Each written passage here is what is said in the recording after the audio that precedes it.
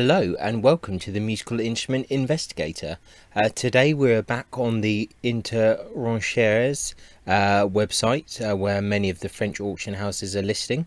We're going to look at an auction by SVV Farrando Auctioneers based in Paris in France. This auction is actually coming up quite soon, again like the last few, in 15 hours in fact, and this has a lot of different things, violins, some bows and jewellery, furniture, etc, etc, but we're just going to look at the first few lots. Having a quick look down the bottom here, it says that the first lots 1 to 56, which are the musical instruments. I believe there's 57 lots, I think, because there's a lot 1-1 here. They're at 26.4% buyer's premium, and there may be some other bits for buying online, so bear that in mind when you do that. And without further ado, let's try and do a speed one on this, and let's just go through and see what we have.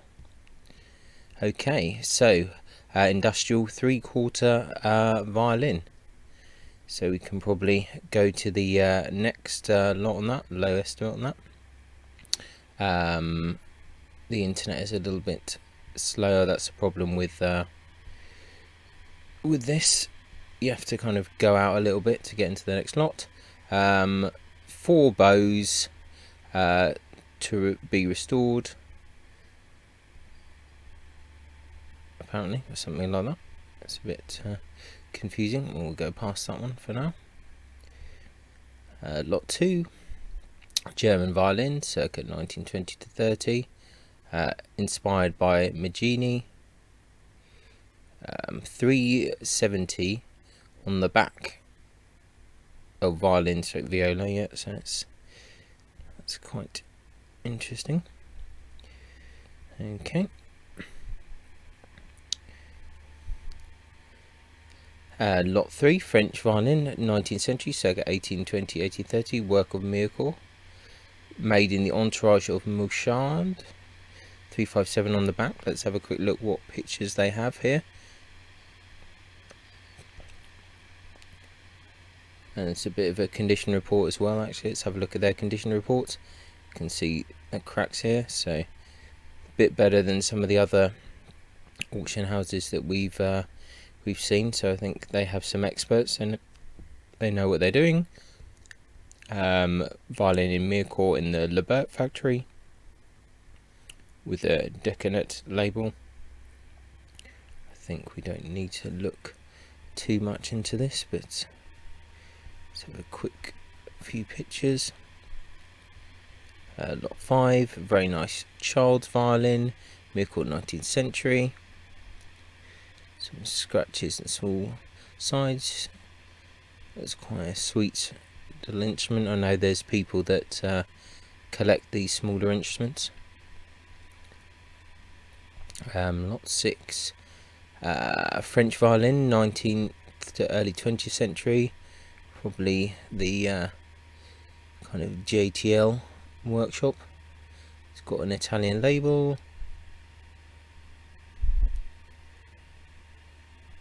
Okay. Another German workshop violin, around 1900. It's got break on the table. 359 on the back. Let's have a quick look. Okay. There's a big crack, so not bad so far. 18th century French working violin, bearing label and iron mark for Solomon, head by another author, traces of worm, 359 back. Okay, let's see what pictures we have. Nice scroll. You can see the worm has had fun in the scroll, the larvae. I quite like that. That's not bad.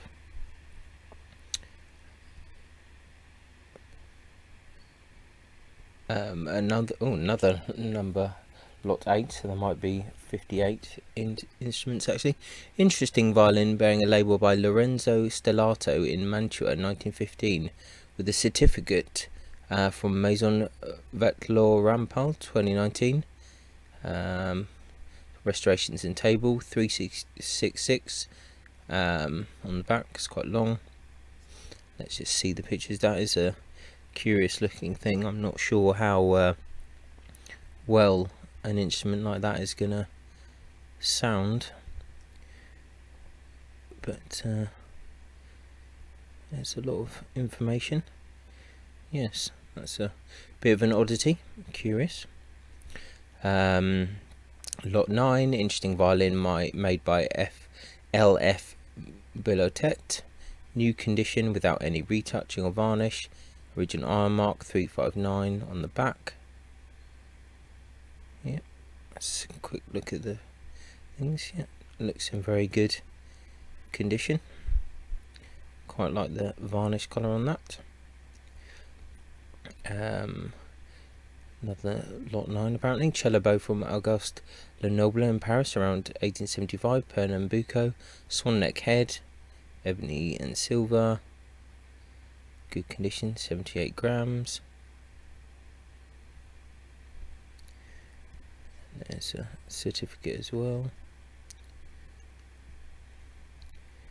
I think it's in general like quite good pictures. And lot 10, nice violin, work of Miracle around 1900, a certificate from Millant, 359 back.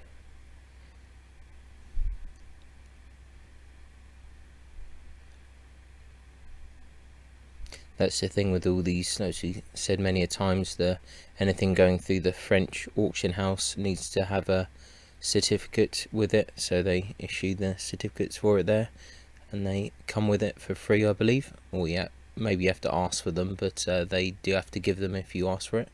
German violin, late 19th century, Steiner mark under the heel. It looks like 2 small cracks. That's a pretty standard thing. Yeah. Okay. German 19th century violin inspired by Klotz family with the Klotz label. Some restorations, 362 back.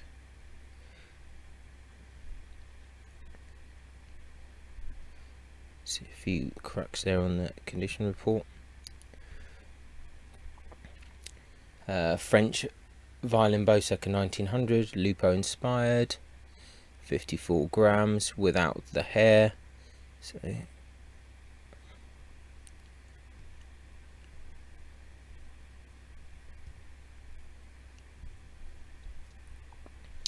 another French violin bow inspired by Taut,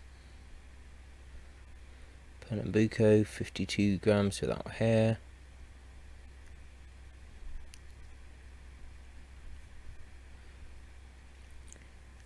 Violin bow with iron mark for Ordonneau, Paris, German school, 60 grams.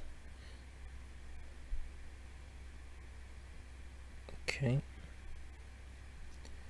Oh, just a cello frog from Louis Morizot, the father. Ebony and silver, good condition.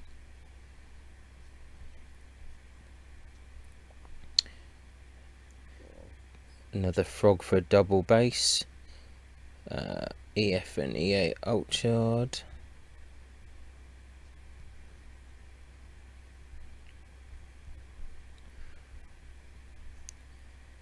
Violin bow made by Louis Morizot, father and son, around 1935 for Colin Mazar. It's got the iron mark for that. Break at the end of the stick.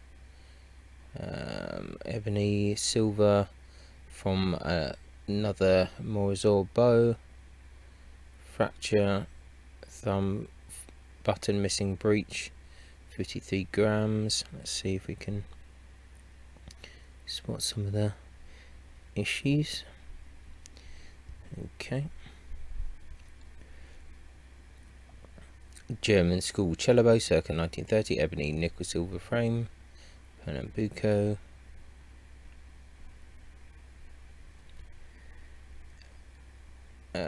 A Francois Lot violin bow made for Charles Bailey, ebony and nickel silver, Pernambuco, 59 grams, good condition.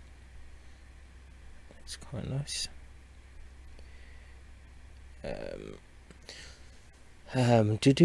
German violin, industrial factory, 1900. Good condition except for a small break in the ribs near the bottom, 362, so it's quite long. Interesting scroll there.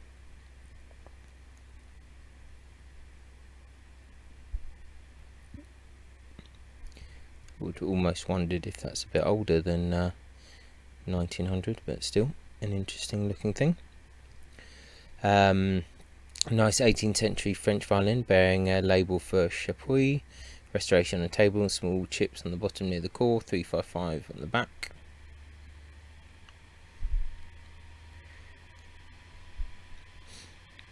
Okay.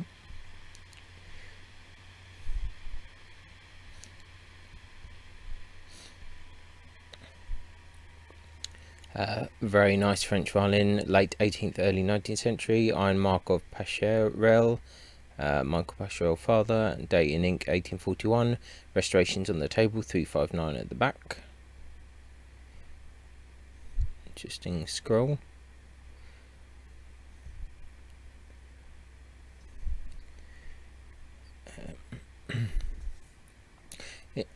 French violin, 1930-35, probably by Jean Fritsch, master luthier in Paris, born in Paris 1910, inspired by Del Gesù, perfect state of preservation, 358 back. Yeah, you can see the kind of inspiration there, as they say, by Del Gesù. It's quite nice. I like the back on that one. Mircore half size violin from the House of Pillemont, 19th century. It's a bit more interesting than the usual kind of half or 3/4 size ones that we see. Yeah. Charles violin, Mircore, 19th century.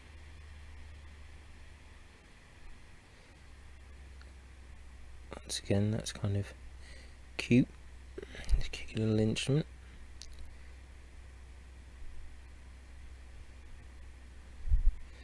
Violin made in Mircore, Lebert, House Factory, whatever you want to call, or JTL, with a German bow mounted in nickel silver, 360.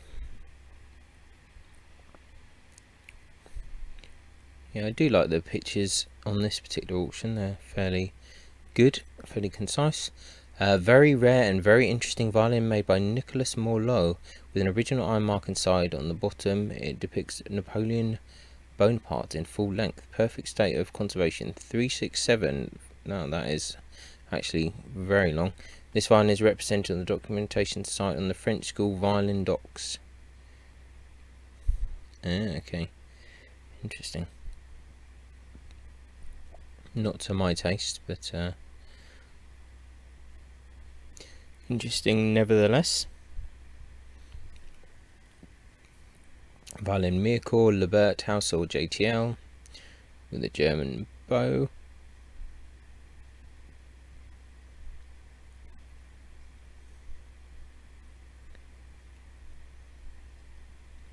Oh, we already looked at that. I've gone mad. I did think it looked familiar.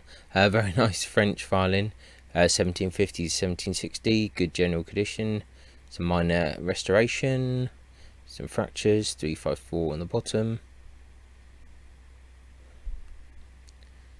Yep, nice scroll.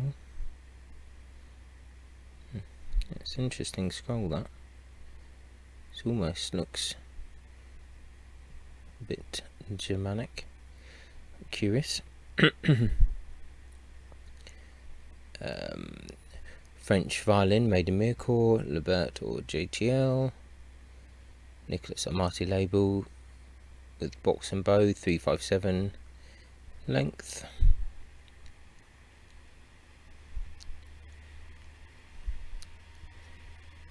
And A viola da gamba bow, Pernambuco, 57 grams. Good condition. Interesting German school viola bow, circa 1930. Ebony nickel silver, Pernambuco, 66 grams. Good condition.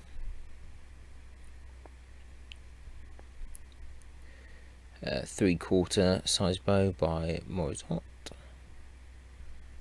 Okay. 3 bows in the set. French bow 1990. So the German bows. Quick run through.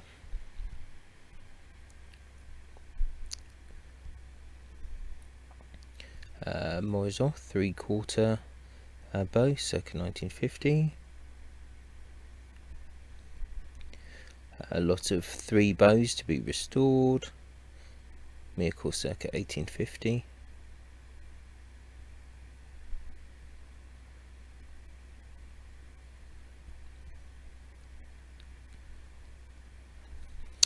Viola bow, Pernambuco, sold and signed Victor Fatique, around 1920, made by Louis Morizot Père. Small wear to the head and side to the stick, non-original ebony and nickel silver rear sight and button. Weight 69 grams.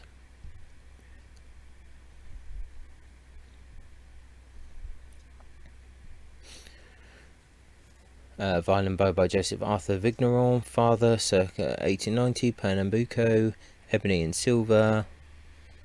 Recapping a piece at the end of the stick, small knot in the middle of the stick, weight 60 grams. You do find that some of these bows do have small knots in places, usually okay, but can be a problem. Paquet school bow made for Jean-Baptiste Guillaume, circa 1850 to 60, Pernambuco, open ebony, frog, Guillaume model, good condition, 58 grams. It's interesting, quite like that. Violin bow, Kramer model, circa 1775 by Nicolas Duchesne. Superb stick in amaret wood, bone top and button. Small fracture on the top and on the cheek of the head. Small piece below the blow. Good condition. Weight 50 grams without hair. So interesting, these ones.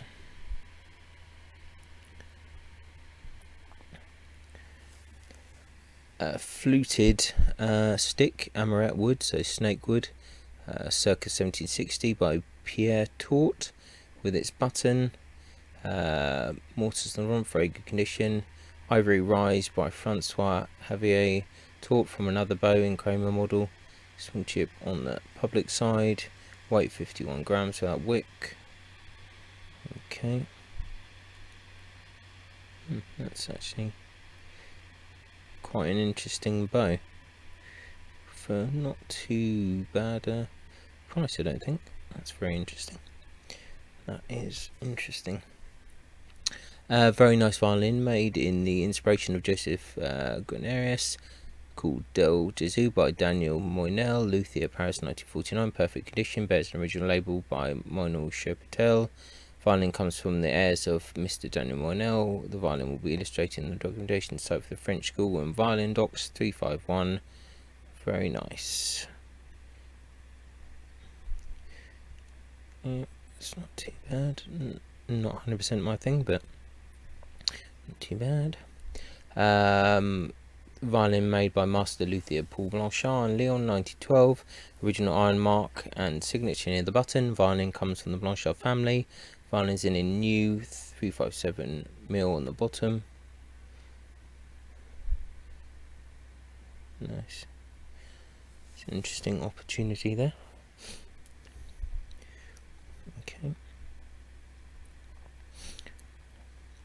Violin by Joseph Lancôme in Miracle, bearing a label of Stradivari.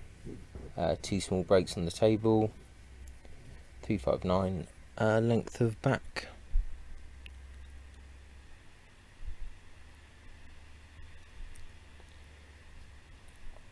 see some issues there.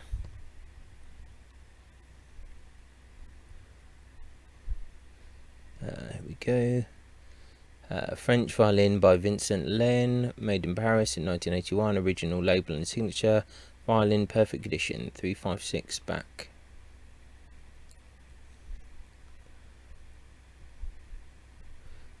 Okay. And then here we go, a violin with the label of Leon Mougenot, 1935, perfect condition, 2 study bows and a box. Let's have a quick look at this.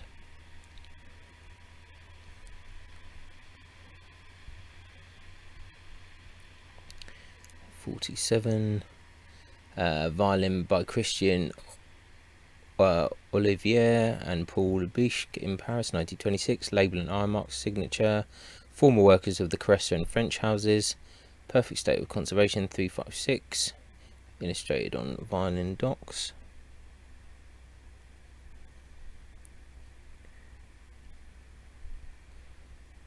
And here we go. Bow Joseph Henry, made in Paris around 1865 for Maison Chanot. Round baguette stick in beautiful Pernambuco, ebony silver, weight 53 grams. Certificate from Pierre Guillaume. Yeah, so expensive bow there, 15 to 16,000 euros. Very beautiful violin by Gand Ferrez, made in Paris in 1865 with original label and numbered 408. Violin perfect condition, ready to play. 359mm back. Yeah, this probably looks interesting. Getting towards the end now. Bazin violin bow, ebony nickel silver, weight 52, with the old certificate.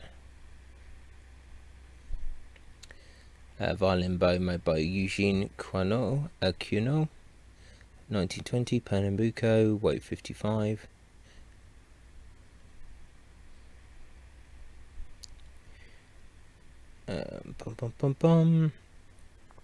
Violin bow made by Auguste Rao, of which bears the mark, silver, ebony rising, wood in Pernambuco, very good condition. Okay.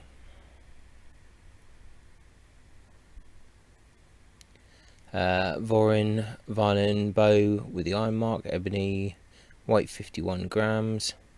That's potentially quite light.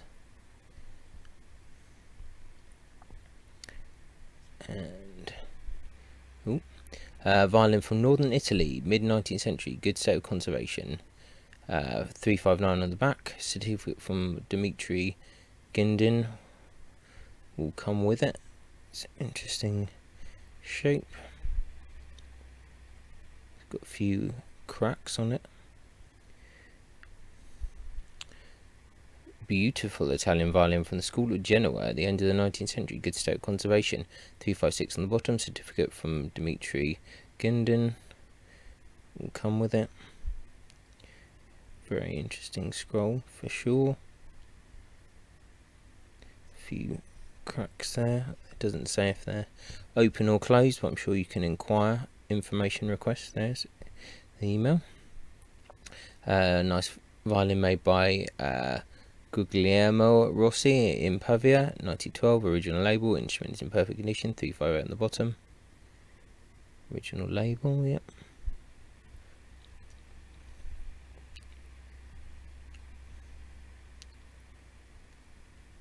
And there is a bow. Auguste Lenoble violin bow, made in Paris around 1885, Pernambuco stick, ebony and silver. Good condition, company certificate from Frank Duguin. Yep. Okay.